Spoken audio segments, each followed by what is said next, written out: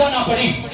لیکن ایک بات اٹل حقیقت کی طرح نمایاں اور منور نظر آئی، جو شہید اپنی جان کا نظرانہ دیتا گیا، اسلام کی سربلندی کی بنیادوں کو اور بھی مضبوط کرتا چلا گیا۔ نبی کا زمانہ تھا، بدر الدجا، شمس الضحیٰ، آفتاب ہدا، نور ہدا، سرفراز رضا، تاجدار غنا، سید ذیشاں، روح بلستہ، شمع فیروزہ، صاحب کون مکہ، جانشین عبداللہ، ذکر گوشہ آمنہ، امام حرم، حکمران عرب، قائد انسانیت، فخر کونین، صاحب کون مکہ، سید الاولی، سید الاخری، اکرم الاکرمی، شفیع المسلمین، راحت للعاشقین، رحمت للعالمین، امام الانبیاء، فخر انبیاء، تاجدار انبیاء، خاتم الانبیاء، وجہ کائنات، مقصود کائنات، وحدت کائنات، مودت کائنات، عبرت کائنات، اخلاق کائنات، گفتار کائنات، للکار کائنات، ہمت کائنات، قوت کائنات، طاقت کائنات، استقامت کائنات، جرت کائنات، فضاحت کائنات، بلاغت کائنات، حسن کائنات، جمال کائنات، مقام کائنات، حضرت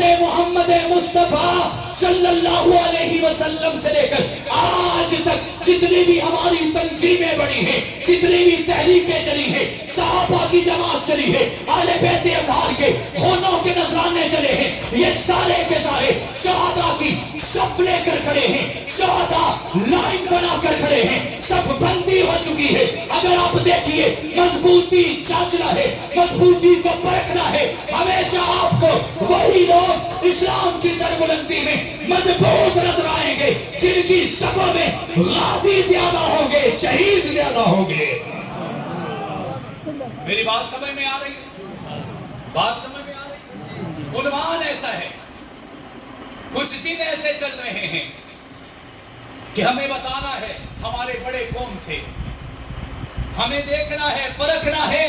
کہ جب حسین کے پاس پہنچنا ہوگا دروازہ ابو بکر کا استعمال کرنا پڑے گا، دروازہ عمر کا استعمال کرنا پڑے گا، دروازہ حضرت عثمان کا استعمال کرنا پڑے گا، دروازہ حضرت امیر معاویہ کا استعمال کرنا پڑے گا، کیونکہ سنیو تمہیں مبارک ہو، تم نبی کے گھر والے بھی ہو، نبی کے در والے بھی ہو، اس کا مطلب یہ ہوا کہ تم نبی کو بھی مانتے ہو، نبی کی ساری مکمل اور کامل تعلیمات کو بھی مانتے ہو۔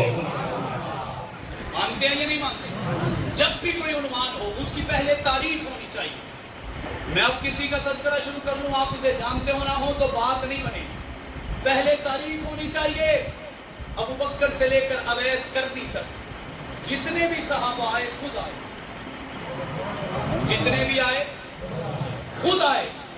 لیکن قائد کو دیکھو گے حضرت حسین کی شہادت کی جھلک نظر آئے گی۔ کسی کو ذبح کیا گیا، حسین بھی تو ذبح تھے، کسی کے جسم کے ٹکڑے کیے گئے، حسین کے جسم کے بھی تو ٹکڑے ہوئے تھے، کسی کو گولیوں کی بچھاڑ میں ڈالا گیا، کسی کو کس انداز سے مارا گیا، کسی کارکن کے سر کی گردن کو اتار دیا گیا۔ میں نے کہا حسین کو بھی اتار، حسین کی گردن کو بھی اتارا گیا، تو پھر پتہ چلے گا آج 1400 سال کے بعد بھی جو حسین کے نقشے پاؤں پہ چل کے، حسین کے نقشے قدم پہ چل کے حسینیت کا پرچار کر رہے ہیں، حسینیت کا جھنڈا لہرا رہے ہیں، وہ سچے حسینی ہیں، صرف وہ حسینی کہلاتے نہیں، حسینی بن کر دکھاتے بھی ہیں۔ انہی کی جماعت کے 10,000 کارکن قبر کی پتال میں اتر چکے، 3 درجن سے زیادہ قیادت قبر کی پتال میں جا چکی، بچے وافر مقدار میں یتیم ہو چکے، بیویاں بیوہ ہو چکی، والدین بے سہارا ہو چکے، لیکن سب کچھ لٹانے کے بعد ان قائدین کی زبان پر اسی حسین کا ترانہ ہے،